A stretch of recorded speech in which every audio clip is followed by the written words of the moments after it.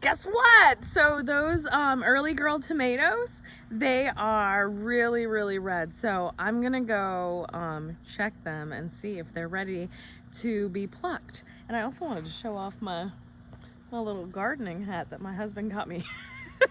He's like, you can't be out there getting all this sun, your skin is gonna burn. I'm like, I wear sunblock, loser, but he's like, still put a hat on. I was like, okay, I guess so. If it makes you feel good about yourself, I'll wear your little hat.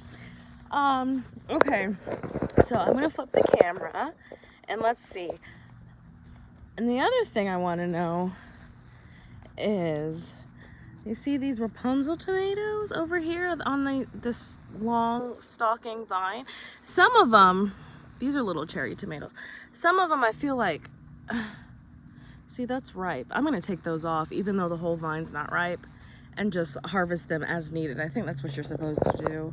But anyway, I wanted to film and come out here and just kind of show how I tell whether or not it's ready. It's just a little, see, a little like squeeze.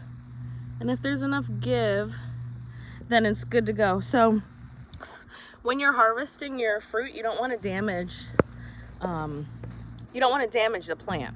So what you do is just use some scissors like these. John got me these garden shears as well as my hat today. I got garden presents.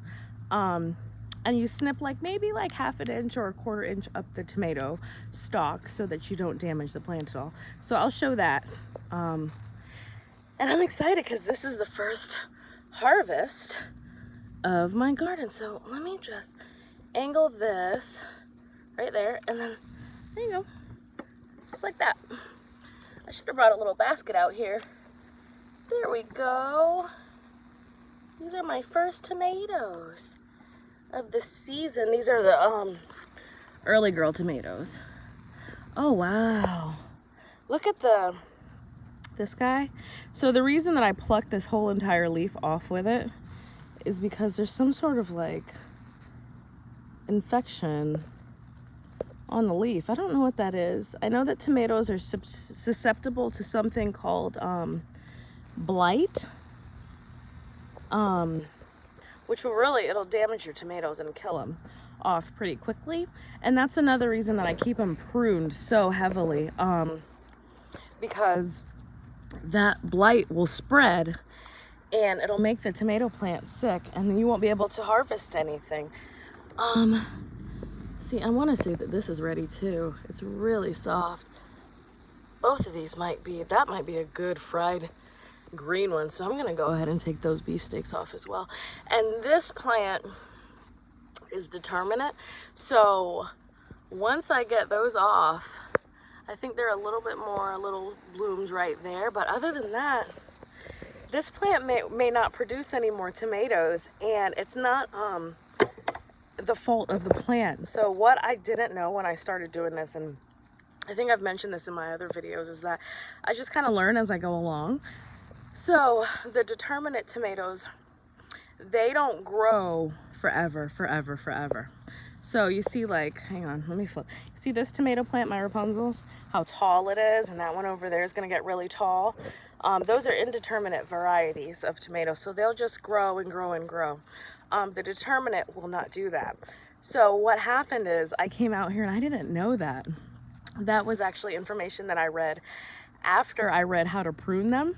So I came out to prune my plants, and I prune them pretty aggressively because I want to keep the leaves from getting any type of splashback when the rain hits it from the ground or from when I water them. And the reason for that is because the splashback can cause the mildew, which will lead to the blight and to these other common infections on the tomato plant. So while I'm pruning it, I'm doing something called a single stalk. And basically what you do is anything beneath the first fruit, also all the foliage down here gets pruned off, and then you let the plant flourish from that point up. So when I did this, I didn't know that, and I pruned the determinate tomatoes the same way I would prune the indeterminate tomatoes, kind of mess that up. So anyway, this is all a learning experience and like experimenting and stuff. So we'll see if the beefsteak does any more. If it doesn't, that's fine though, because I have another set of plants coming through.